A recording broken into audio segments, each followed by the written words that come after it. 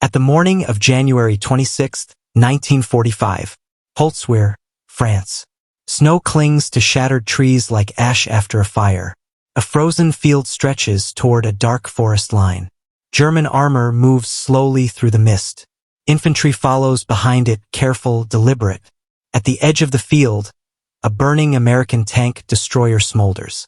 Flames lick the winter air. On top of it stands one man. Not tall, not imposing, 20 years old. Second Lieutenant Audie Leon Murphy. 5 feet 5 inches, weighing barely 110 pounds. He is bleeding. His radio is damaged. His men are gone. German soldiers are closing in from 3 sides. Murphy does not retreat. He climbs higher onto the wreckage, grabs the .50 caliber machine gun mounted on the burning tank destroyer. The metal is hot. The ammunition is exposed. The vehicle could explode at any moment. Murphy opens fire. Not to win, not to survive, but because surrender never crossed his mind. By January 1945, Nazi Germany was collapsing but not defeated. The Allies had broken out of Normandy. Paris had been liberated. The Germans had failed in the Ardennes.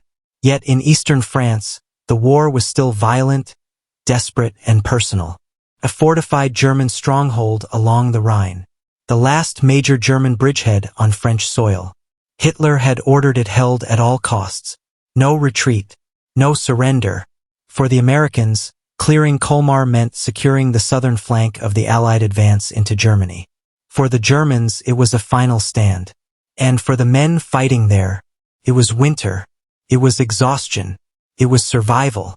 Audie Murphy served with Company B, 15th Infantry Regiment, 3rd Infantry Division, one of the most battle-hardened units in the U.S. Army. They had fought through Sicily, Italy, southern France, the Vosges Mountains. They were veterans, and they were tired. Audie Murphy was born June 20, 1925, in rural Texas. He grew up poor, underfed, and responsible for his siblings. His father abandoned the family. His mother died when he was 16. Murphy quit school in 5th grade, worked odd jobs, hunted to keep his brothers and sisters alive. When Pearl Harbor was attacked, he was 16. The Marines rejected him. The Navy rejected him. The paratroopers rejected him. Too small, too young. The Army accepted him. He did not look like a hero. But war does not select heroes by appearance. By early 1945, Murphy was already one of the most decorated soldiers in the U.S. Army. He had led patrols under fire, knocked out enemy positions alone, refused evacuation after being wounded, taken command when officers fell. He had learned something crucial about combat. Fear does not disappear. You simply act before it controls you. On the morning of January 26th, Company B was ordered to defend open ground near Holtzwihr. The terrain was bad. Flat fields, little cover, frozen earth. German forces opposite them included infantry, machine gun teams, at least 6 tanks. Murphy was now a platoon leader. And the Germans were coming. The first shells hit before dawn. German artillery walked across the fields. Trees snapped. Men hugged the earth. Murphy moved along the line, shouting orders, checking positions. Then came the tanks. Gray shapes emerging from the fog. Tracks grinding over frozen soil. Murphy knew the truth immediately. They were outmatched. Murphy did something unexpected. He ordered his men to fall back. Not a rout, not a panic, a controlled withdrawal. Someone had to stay behind to cover them. Murphy stayed. The men protested. He cut them off. They obeyed. Murphy was now alone. An American M10 tank destroyer sat nearby. It fired once. Then a German shell hit it. The vehicle erupted in flame. The crew bailed out. Murphy waved them away. Then he climbed onto the burning wreck. This is the point where most men would run. Audie Murphy did the opposite. Murphy had once said, "I don't hate the enemy. I hate what they do." At Holtzwihr, the enemy was not abstract. They were meters away, advancing, confident, and they believed this American was already dead. The snow absorbs sound. That is the first thing Audie Murphy notices. Explosions do not echo the way they should. Gunfire feels distant, muted, unreal. The German tanks advance in a staggered line, infantry spreading out behind them. Textbook doctrine. Murphy lies flat against the burning tank destroyer. The heat is constant now. The smell of fuel hangs heavy in the air. He grips the .50 caliber machine gun. German infantry breaks from the tree line. Rifles held tight against the cold. They expect resistance from the woods. Instead, fire erupts from the wrecked American vehicle. The machine gun roars. Men drop. The line hesitates. Murphy sweeps the field slowly, deliberately. No panic. No wasted movement. The Germans scatter for cover. The tanks stop. Turrets rotate. They cannot depress their guns far enough to hit him. The irony is cruel. A burning wreck, meant to be a grave, has become a fortress. German machine guns open up. Bullets strike metal. Sparks fly. Murphy does not move. The field telephone is damaged. The platoon radio barely works. Murphy presses it close. Static, then a voice. American artillery command. He gives his coordinates. Then he does something no officer is trained to do. He adjusts the fire closer. Closer than safety doctrine allows. Closer than reason suggests. The voice on the other end hesitates. Murphy does not repeat himself. The first shells land short. Then closer. The ground convulses. German infantry dives for cover. Murphy remains on the wreck. The tank destroyer shakes beneath him. Fragments fly. Smoke thickens the air. A shell bursts nearby. Shrapnel tears into Murphy's leg. Hello grimaces. He does not cry out. He does not leave. Blood soaks into his trousers and freezes. He shifts position. Keeps firing. The assault comes in pulses. Advance, fire, withdraw. Advance again. Each time Murphy is still there. Still firing. Still alive. From the German perspective, the situation makes no sense. American resistance should have collapsed. Instead, they face machine gun fire from a destroyed vehicle. Artillery falling with impossible precision. No visible command structure. They believe they are fighting a larger force. But they are wrong. The .50 caliber overheats. Murphy pauses only long enough to adjust. His hands blister. The barrel smokes.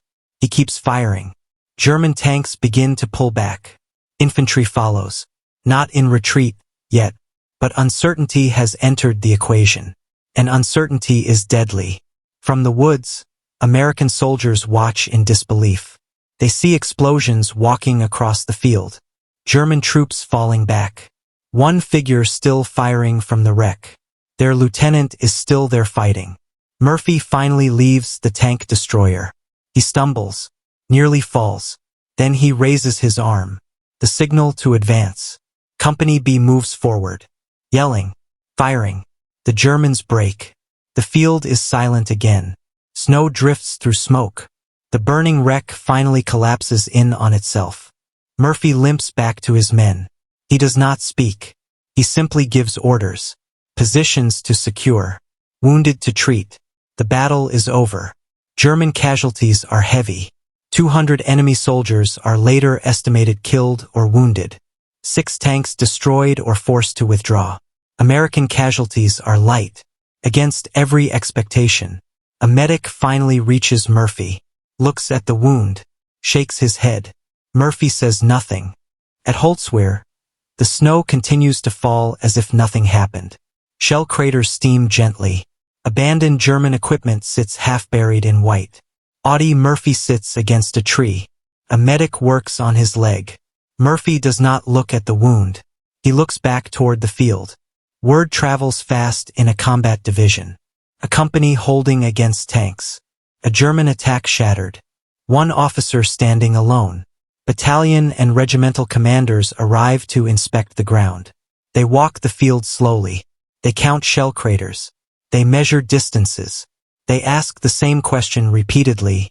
How many men were here? The answer does not change. Combat reports are meant to be factual. What is written about Holtzwer sounds unreal even on paper. That a second lieutenant ordered his men to withdraw, mounted a burning tank destroyer, directed artillery fire on his own position, repelled infantry and armor alone, then led a counterattack while wounded. The officers reading it exchange looks. This is not exaggeration. Multiple witnesses confirm it. Enemy prisoners confirm it. The ground confirms it. Audie Murphy is unimpressed by the attention. He requests one thing only, to stay with his unit. Doctors argue. The wound is serious. Murphy refuses evacuation. This is not new. Murphy has done this before. Refused rest. Refused reassignment. Refused comfort. He once explained it simply. My men were still there. The recommendation moves quickly. Faster than usual. There is no debate. No revision. No downgrade. What happened at Holtzwer meets the highest standard of valor recognized by the United States. Not bravery. Not courage. Gallantry above and beyond the call of duty. At June 2, 1945, Salzburg, Austria. Germany has surrendered. The war in Europe is over. Audie Murphy stands at attention. His uniform hangs loosely on his frame. He is still recovering. General Alexander Patch pins the Medal of Honor to his chest. Murphy is 20 years old. By war's end, Audie Murphy is the most decorated American combat soldier of World War II. Awarded every major U.S. combat decoration. Decorated by France and Belgium. But when asked about Holtzwer, Murphy deflects. He speaks of his men. He speaks of luck. He does not speak of fear. What Murphy never recorded is what the moment cost him. War does not end when the fighting stops. It follows. Murphy will later struggle with nightmares, with restlessness, with memories that do not fade. There was no name for this yet. No diagnosis. Only silence. Audie Murphy survived what should have killed him. Again and again. But survival itself became the burden. He once said, "The hardest part wasn't killing. It was living afterward." Holtzwer was not a decisive battle. It did not change the course of the war, but it changed something else. It redefined what one person could do, not because they were fearless, but because they refused to abandon responsibility. Murphy did not fight to be remembered. He fought because someone had to stand, and no one else was left. For Audie Murphy, peace did not arrive with surrender. The uniform came off. The medals remained. But the war followed him home. In 1945, the United States needed symbols. Murphy became one of them. Newspapers called him America's most decorated soldier. Parades were held. Hands were shaken. Hollywood took notice. Murphy was offered film roles. He accepted not for fame but for stability. He would later play himself into hell and back. The irony was sharp. Reenacting events he barely spoke about. Standing on recreated battlefields that felt too familiar. The film made him famous. It did not bring peace. Murphy slept with a loaded pistol under his pillow. He woke from nightmares soaked in sweat. He avoided crowds. He did not talk about fear. Not because it wasn't there, but because no one asked soldiers how to live after surviving. Murphy advocated for veterans quietly. He spoke about what the war left behind. At a time when such conversations were unwelcome. Years before the term post-traumatic stress entered public language. At May 28, 1971, Brush Mountain, Virginia, a private plane crashes in fog. Audie Murphy is 45 years old. He is buried at Arlington National Cemetery. At his request, a simple white headstone. No mention of rank. No list of medals. Only his name. The field in France still exists. The trees have grown back. The snow still falls in winter. A monument stands where the tank destroyer burned. It does not glorify war. It remembers a moment. Audie Murphy did not refuse to die because he wanted to be remembered. He refused because retreat meant others would not survive. He stood when standing made no sense. He fought when logic failed. And in doing so, he revealed something uncomfortable about courage. It is not loud. It is not dramatic. It is a decision made alone.